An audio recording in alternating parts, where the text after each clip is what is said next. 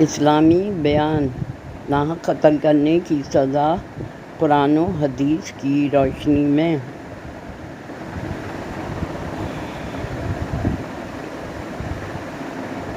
اسلام میں ناحق قتل کی ممانعت اور اس کی سنگینی پر قرآن و حدیث میں بہت واضح اور تفصیلی احکام موجود ہیں۔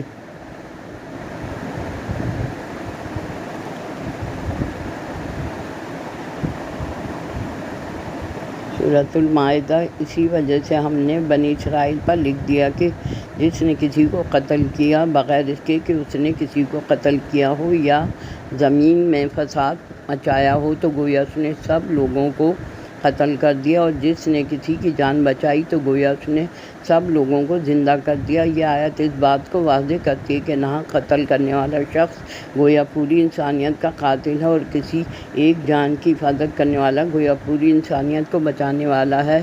اس سے انسانی جان کی عظمت اور قدر و قیمت کا اندازہ ہوتا ہے۔ سورۃ النساء: اور جو شخص کسی مومن کو جان بوجھ کر قتل کرے گا تو اس کی سزا جہنم ہے، جس میں وہ ہمیشہ رہے گا، اور اللہ اس پر اپنا غضب نازل کرے گا۔ اس آیت میں ناحق قتل کی سنگین سزا بیان کی گئی ہے۔ قاتل کے لیے جہنم، اللہ کا غضب، لعنت اور بڑا عذاب تیار کیا گیا ہے جو اس جرم کی سنگینی کو ظاہر کرتا ہے۔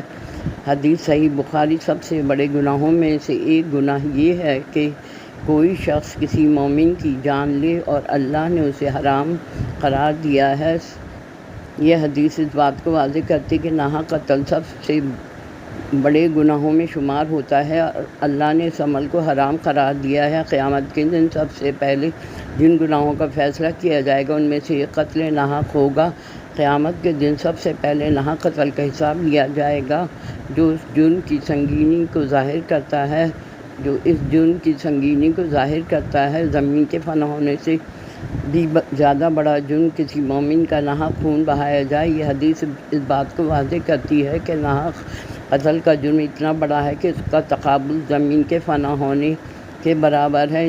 اسلام انسانی جان کی بے پناہ قدر و قیمت کو تسلیم کرتا ہے۔ قرآن اور حدیث میں انسانی جان کی حفاظت اور اس کی حرمت کی بار بار تاکید کی گئی ہے۔ نبی کریم صلی اللہ علیہ وآلہ وسلم نے بھی حجۃ الوداع کے خطبے میں فرمایا، تمہارا خون، تمہارے مال، تمہاری عزت ایک دوسرے پر ایسے ہی حرام ہے جیسے آج کا دن اس مہینے اور اس شہر میں حرام ہے۔ ناحق قتل کی سزا: اسلامی قانون میں ناحق قتل کی سزا قتل کے بدلے قتل ہے، جسے قصاص کہتے ہیں، تاہم اگر مقتول کے ورثاء چاہیں تو دیت لے سکتے ہیں۔ اے ایمان والو، تم پر قتل کے بارے میں قصاص فرض کیا گیا ہے، آزاد کے بدلے آزاد، غلام کے بدلے غلام، عورت کے بدلے عورت، لیکن جس کو اس کے بھائی کی طرف سے کچھ معاف کر دیا جائے تو معروف طریقے کے مطابق دیت کی پیروی کی جائے اور اس سے احسان کے ساتھ ادا کیا جائے۔ خلاصہ اسلام میں ناحق قتل کو ایک سنگین جرم قرار دیا گیا ہے جس کی قرآن اور حدیث میں ممانعت کی گئی ہے۔ ناحق قتل کی صورت میں سخت سزائیں مقرر کی گئی ہیں۔ اسلامی قانون میں قصاص کا اصول بھی اس بات کی غمازی کرتا ہے کہ ناحق قتل کو کسی صورت میں برداشت نہیں کیا جا سکتا۔ دنیا آخرت میں دونوں میں سخت سزا مقرر ہے۔ جس نے کسی ایک جان کو ناحق قتل کیا تو گویا اس نے تمام انسانوں کا قتل کیا، اور جس نے ایک جان کو بچایا تو گویا اس نے تمام انسانوں کو بچایا۔ مومن کو جان بوجھ کر قتل کرے گا تو اس کی سزا جہنم ہے، جس میں وہ ہمیشہ رہے گا، اور اللہ اس پر غضب نازل کرے گا اور اس پہ لعنت کرے گا اور اس کے لیے بڑا عذاب تیار کرے گا۔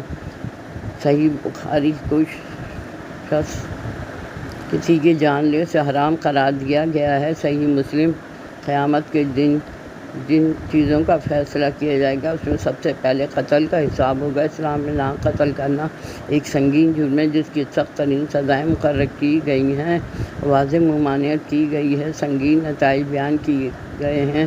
انسانی جان کی قدر و قیمت کو اسلام اتنی اہمیت دیتا ہے، اور جو شخص کسی مومن کو جان بوجھ کے قتل کرے گا تو اس کی سزا جہنم ہے۔